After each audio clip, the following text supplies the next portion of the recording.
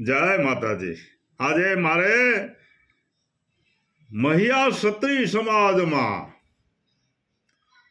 દરબાર રાજટીલાથી વીરા બાપુ ધારા બાપુની વાત કરવી ત્યારે કે જુનાગઢના નવાબ મોહમ્મદ ખાનજી જુનાગઢને પાકિસ્તાન સાથે જોડવા ઈચ્છતા હતા, પરંતુ જે તે વખતના રાજકીય આગેવાનોએ આગળ આવ્યા અને આરજી હુકુમત ની સ્થાપના કરી।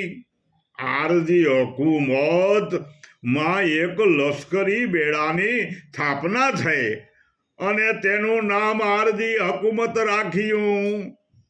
આરજી હુકુમતના વડા શ્રી નરેન્દ્રભાઈ નથવાણી, શ્રી શામળદાસ ગાંધી, રતુભાઈ અદાણી તથા આરજી હુકુમતમાં ખાસ ભૂમિકા હતી એવા કેશોદ તાલુકાના ઇલાજ શ્રી વીરા બાપુ ધારા બાપુ બાબરિયા તેમના માર્ગદર્શન હેઠળ આશરે 900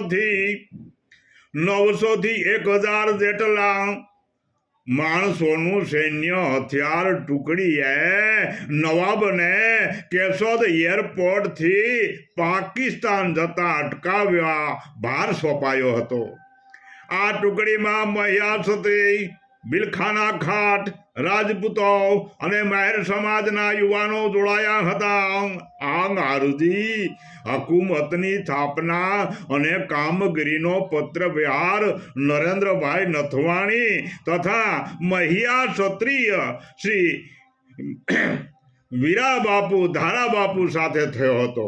આ પત્રોની યાદીમાં પણ એમના વસંતો પાસે છે અને વીરા બાપુના વસંતોથી બચુભા બાબરિયા ને જુનાગઢની મુલાકાતે આવેલા ગુજરાતના મુખ્યમંત્રી શ્રી ભૂપેન્દ્રભાઈ પટેલે રૂબરૂબ બોલાવી આરજી હુકુમતના પસંદની કામગીરી કરી હતી તે બદલ અભિનંદન આપ્યા હતા ને આ વીરા બાપુ ધારા બાપુના માનમાં સાલ ઓઢાડી બહુમાન કરેલું હતું।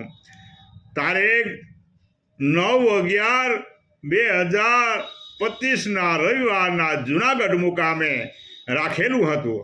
આપને મારે એટલે યાદી આપવી છે કે હું મહિયા ક્ષત્રિય સમાજનો બારોટ છું, એટલા માટે મહિયાએ ઇતિહાસના પાને કેટલાય પરાક્રમો કરેલા છે એની નોંધ અમારી વહી એટલે ચોપડામાં લખાયેલી છે।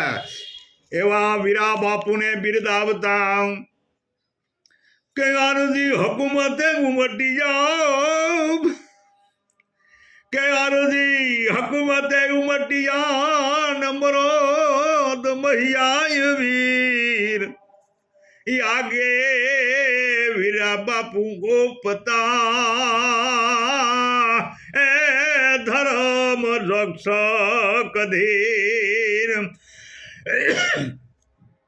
કે ઘેરિયો નવાબ ને વિમાન ઘરમાં, ક્યાં તો કે ઘેરિયો નવાબ ને વિમાન ઘરમાં કેશોદ મુકામે કોઈ પછી મુદાણો મોહમ્મદ ખાન એ જબર હુકુમત જોઈ કે છોડી સોરઠ દેશ ને પૂગ્યો પાકિસ્તાન।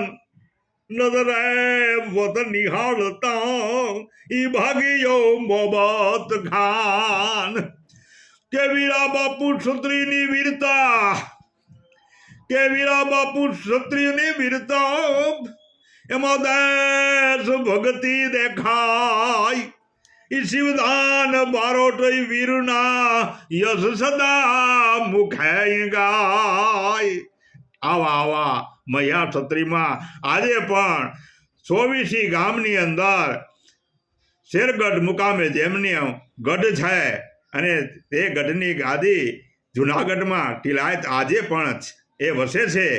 એવા દરેક ગામમાં આજે મહિયા ક્ષત્રિયોમાં દેશભક્તિ અને શૌર્યતાની ખમીરતા આજે પણ છે કે એક ગામમાં તમે જોવા જાઓ તો 15 થી 20 માણસો ફોજની અંદર હશે ને હશે.